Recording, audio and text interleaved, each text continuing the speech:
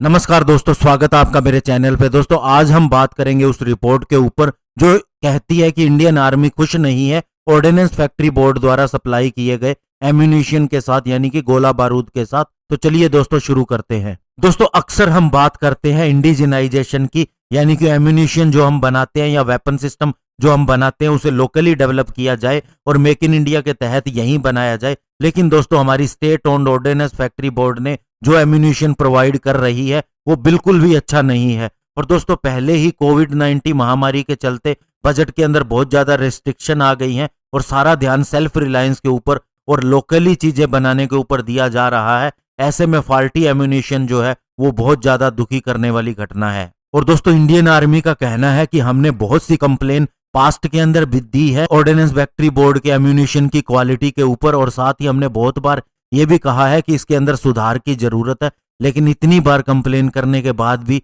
Situation वैसे की वैसे ही है, इसके अंदर कोई भी सुधार नहीं हुआ है। और दोस्तों जितनी भी लगभग फैक्ट्रीज हैं वे सारी ऑर्डिनेंस फैक्ट्री बोर्ड के अंदर आती हैं जो भी इंडियन आर्मी के लिए एम्यूनिशन बनाती है। और दोस्तों अगर इनकी क्वालिटी के अंदर प्रॉब्लम आती है या फिर इनकी क्वालिटी कम होती है तो ऐसे में हमारी युद्ध लड़ने की क्षमता के ऊपर भी प्रभाव आता है और वो कम होती है। और दोस्तों एक रिपोर्ट के हिसाब से जो इस एम्यूनिशन के अंदर सबसे बड़ी कमी है वो इसकी शेल्फ लाइफ के अंदर दिक्कत आने की है।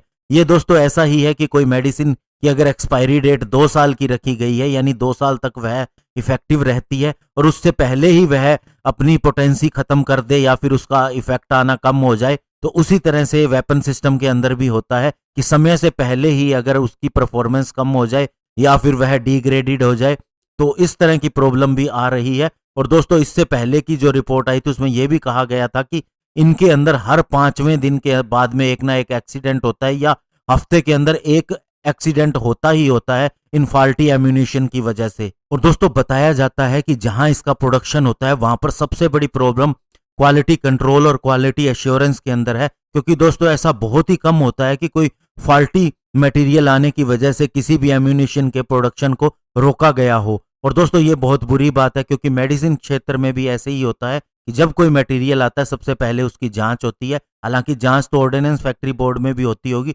लेकिन दोस्तों इसके अंदर कहीं ना कहीं जरूर कोताही बरती जाती है, तभी दोस्तों फॉल्टी एम्यूनिशन बनता है। और दोस्तों रिपोर्ट कहती है कि जो सबसे ज्यादा एक्सीडेंट होते हैं वो रेगुलर हैं 105 mm Indian field gun, light field gun, इसके अलावा 130 mm MA1 medium gun, 40 mm L70 air defence gun, और इसके अलावा दोस्तों जो T72 T90 की मेन गन है या फिर अर्जुन टैंक की, उनके अंदर भी इस तरह के एक्सीडेंट होते हैं। और दोस्तों आपको यह भी बता दें कि अभी डिफेंस मिनिस्ट्री ने सारे DPSU को, जिसके अंदर ऑर्डिनेंस फैक्ट्री बोर्ड भी शामिल है, उन्हें अपने प्लान बनाने के लिए कहा है कि लॉकडाउन के बाद में जैसे ही काम शुरू होता है तो आप बताइए कि किस तरह से काम करेंगे। इसके अलावा दोस्तों जो फैक्ट्रीज रेड जोन के अंदर नहीं आती यानी कि ग्रीन जोन के अंदर आती है वहां पर ऑलरेडी काम स्टार्ट हो चुका है। तो ऐसे में हम तो पहले ही सोच रहे हैं कि ये जो हमें नुकसान हुआ है उसे कैसे उसकी भरपाई की जाएगी। और ऐसे में दोस्तों फॉल्टी एम्यूनिशन का आना बहुत ही बुरी बात है। और दोस्तों सबसे बड़ी बात है कि इससे इंडियन आर्मी का मोराल भी डाउन होता है